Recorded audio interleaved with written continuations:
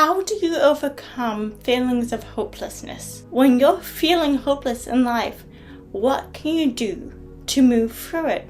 Discover these 4 powerful steps that I have taken when I felt hopeless about the world or myself. But first, what is hopelessness? Hopelessness arises out of a combination of negative life events and negative thought patterns, particularly self-blame and the perceived inability to change our circumstances. Brené Brown, Atlas of the Heart, Mapping Meaningful Connection and the Language of the Human Experience. So, how can you overcome feelings of hopelessness? Hopelessness is a very human emotion, sometimes accompanied by feelings of despair and depression.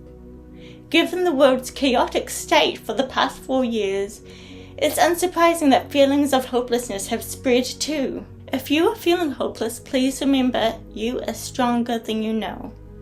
If you're also feeling depressed or in despair, I encourage you to open up to a loved one or your doctor so you can get the support that you deserve. When I felt hopeless about finding a career direction in my life, it was hard to imagine that life could improve. On top of getting the support I needed, the following steps helped me when I felt hopeless. If you are feeling hopeless about the future or the world, be aware of what you're consuming in your environment. Avoid watching or reading the news, scrolling through trolly social media comments, or any environment that brings up feelings of fear, sadness, and hopelessness. Shift your attention to uplifting things, what you enjoy doing or surrounding yourself with, for example. It's been over a year since I stopped watching true crime, and I have to say I do not miss feeling fearful when I enter a dark room or when I leave the house. My Instagram feed is now full of cute animals and drag queens. Regulate contact with overly negative people.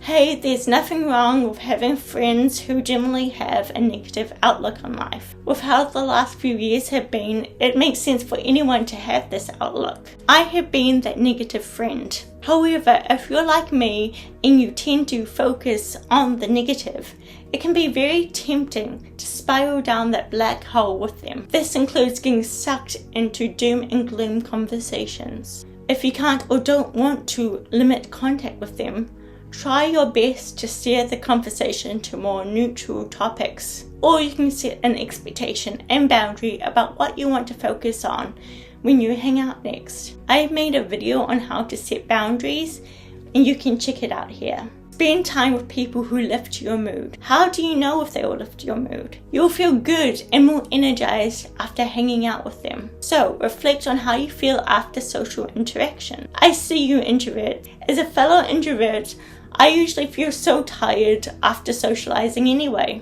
But I'll notice if I feel lighter and have a more positive outlook for the rest of the day.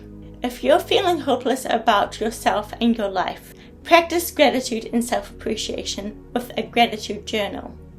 I bring this up often, but it's been instrumental in fostering my positive growth mindset. Before bed, I write in my journal 2 things I am grateful for and 1 thing I appreciate about myself.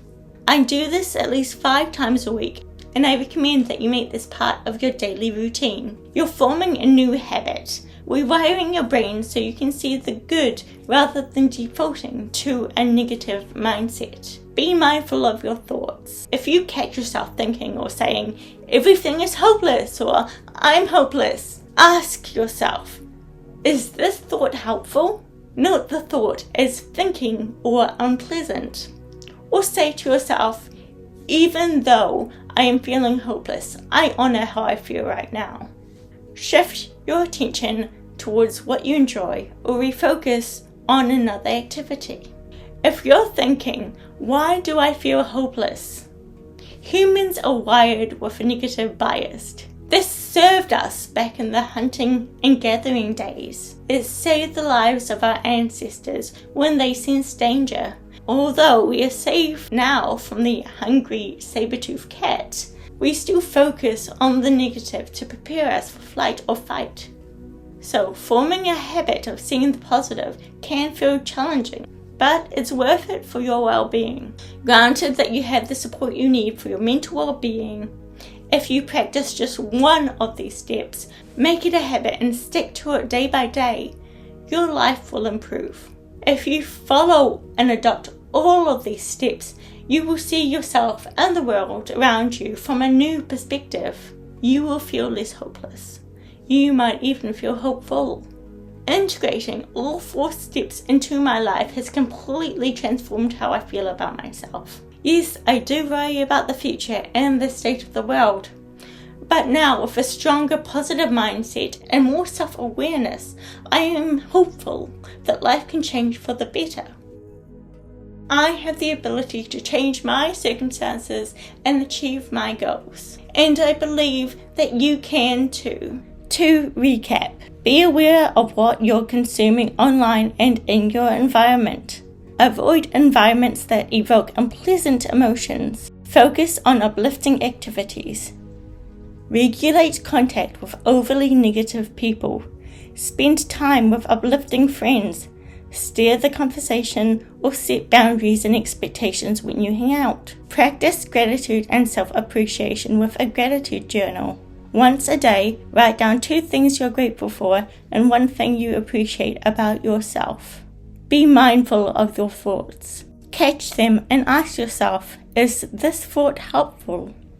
Or note them as unpleasant or thinking, and acknowledge how you're feeling. Thank you for putting your well-being first and joining me today. Is there an emotion you'd like me to cover next? Let me know in the comments below.